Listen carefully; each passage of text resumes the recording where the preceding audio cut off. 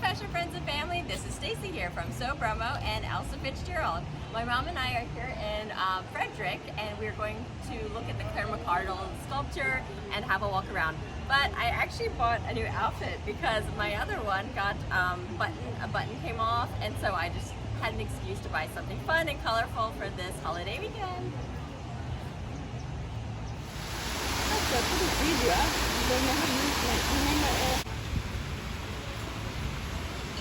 Something new to the work that I am excited for us to introduce, the spinning wheel. Not the spinning wheel, but I had a conversation with my father about donating to and supporting different causes, and the one that I really care about are the fashion heritage and needle trade. So what I'd like to do is to establish the foundation.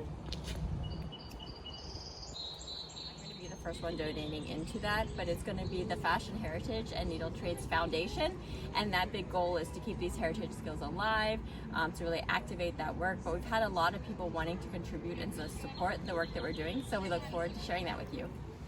Oh, look at this cute bird.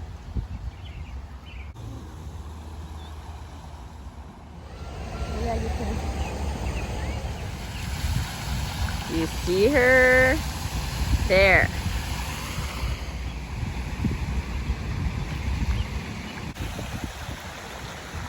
So here's Claire McCardell sculpture. So my mom was asking, who is she? How did I know about her? When I was in fashion school, London, they spoke about how she was an American designer, that she created the American look, especially around the popover dress. So the popover dress allowed women that had to do their normal like day work things, but also had to run around and without damaging the garment that was underneath. So she's a local Marylander from Frederick. How pretty is that sculpture? And when I was at the Maryland Historical Society, they had many of her archives there. So here it says, McCardell's innovative designs became known as the American look. Her fashion appeared in every major fashion publication of the time and are shown here in photographs in Vogue.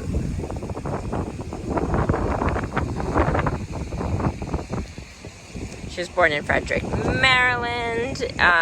She really created the modern American look for women who were running around, really active, wearing ballerina flats. And she attended Hood College, as well as graduating from Parsons School. And I believe she spent some time in Paris. Yay, go fashion! Woohoo! Beautiful.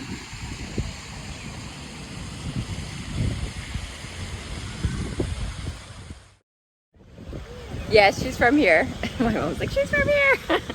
Right, so in New York, they have in the garment district, I think it might have been removed, I have to double check, but a gentleman on the treadle sewing machine sculpture, and I would love for us in Baltimore to have one to honor the garment industry, but not placed where the old school industry was, but where it's being reimagined, so in Pigtown.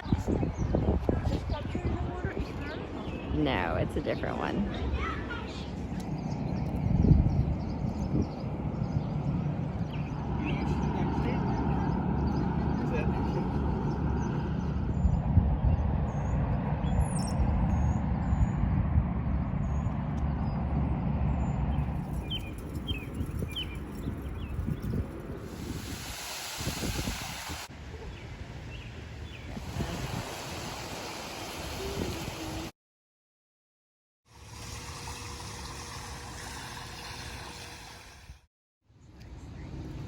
So pretty. I never saw it because I researched, and then it's all a lot of snow. Yeah, they're right. Mm-hmm.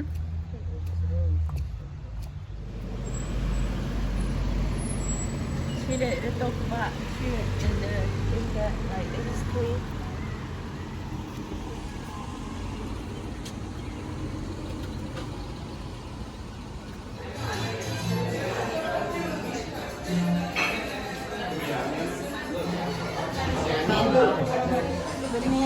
Mm-hmm.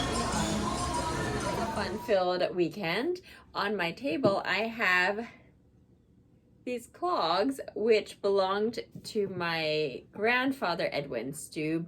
If you are from Baltimore and in the nonprofit space, my grandfather established Paul's Place, and I actually went to my father's to find some photo, since the organization doesn't have one of him, and I have two images. There's that one. He's wearing a traditional Indonesian batik. And then there he is. For the longer term expansion of the needle trades and fashion heritage knowledge, we want to establish a foundation that will be able to not only support Baltimore's garment industry, but various skill sets and specializations within fashion heritage and the needle trades. The reason why I bring up my grandfather is that the work that he did do in Baltimore is still having lasting impressions and creating positive change, and has been going for the past 40 years.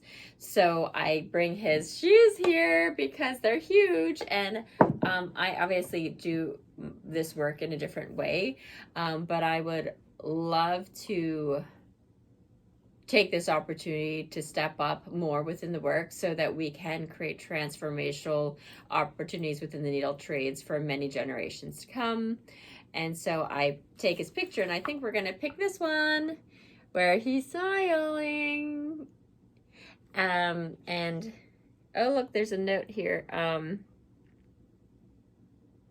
with an address. This was printed on 9 East Lexington Street. The work that we do is a great big undertaking, and behind me I have images of an era of sewing, and I wouldn't even call it fashion. Before there was fashion, there was people coming together and making and sewing in community and sharing that knowledge. But then with the mechanization of industry and the scale of it, some of that cultural connection got lost along the way through commercialization. You can follow along in this journey via YouTube. We have a Sew Promo page, and also we're on Instagram. Anyway, I will see you next time.